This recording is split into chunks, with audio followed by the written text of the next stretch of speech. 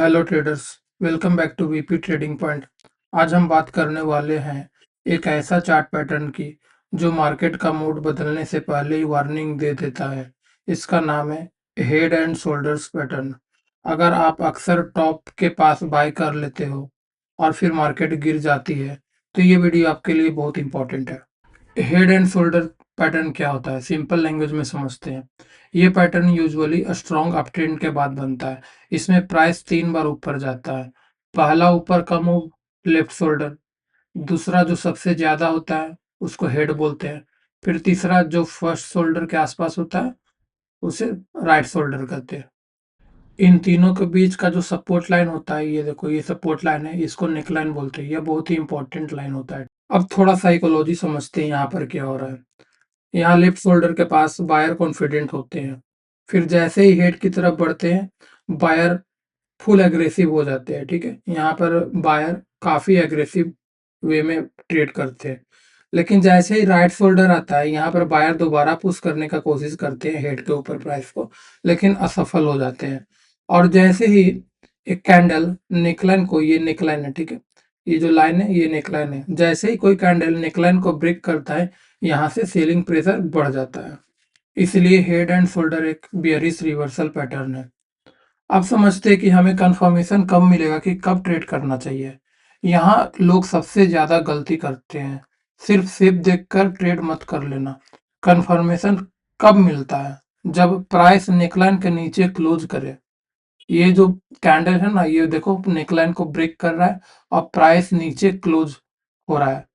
अगर मार्केट जब ब्रेकआउट कर रहा हो, यहाँ पे देखो एक ब्रेकआउट कैंडल है जो कि नेकलाइन को ब्रेकआउट कर रहा है, मार्केट नीचे भी आ रहा हो और वॉल्यूम बढ़ रहा हो, इसका क्या मतलब हुआ दोस्तों? कि जैसे जैसे मार्केट नीचे आ रहा है वॉल्यूम भी बढ़ रहा है, मतलब कि मार्केट और नीचे आने वाला है। तो ये एक कंफर्मेशन है कि हाँ, हम ट्रेड सही करने वाले हैं। हम लोगों को एंट्री और स्टॉप लॉस कहाँ पे रखनी चाहिए, ये अब देखते हैं दोस्तों। हम लोगों को एंट्री जब मार्केट रिटेस्ट करने आए नेकलाइन को, उसके पास एंट्री रखना चाहिए। और स्टॉप लॉस कहाँ? जो राइट शोल्डर है उसके जस्ट एबव रखना चाहिए। तो ये हमारा स्टॉप लॉस हो गया इतना। और टारगेट हमें कितना कितना रखना चाहिए? टारगेट हमें जो हेड का लेंथ है ना उसके बराबर एटलीस्ट रखना चाहिए। तो ये हमारा टारगेट हुआ। तो ये इजिली हमको 1:2 अराउंड देके जाएगा। दोस्तों, हेड एंड शोल्डर पैटर्न दो तरह का होता है। एक normal head and shoulder pattern जो कि अप ट्रेंड के बाद बनता है, और एक inverse head and shoulder pattern होता है। ये कब बनता है? जब मार्केट डाउन ट्रेड में हो और अपना मूड बदल ले, तब बनता है। ये दोनों एक दूसरे के अपोजिट होता है।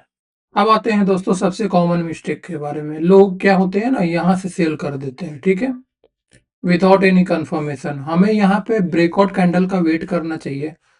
ठीक है, हमें यहाँ पे ब्रेकआउट कैंडल का वेट करना चाहिए, और जब प्राइस वापस रिटेस्ट करने आए फिर एंट्री लेना चाहिए डाउन साइड का।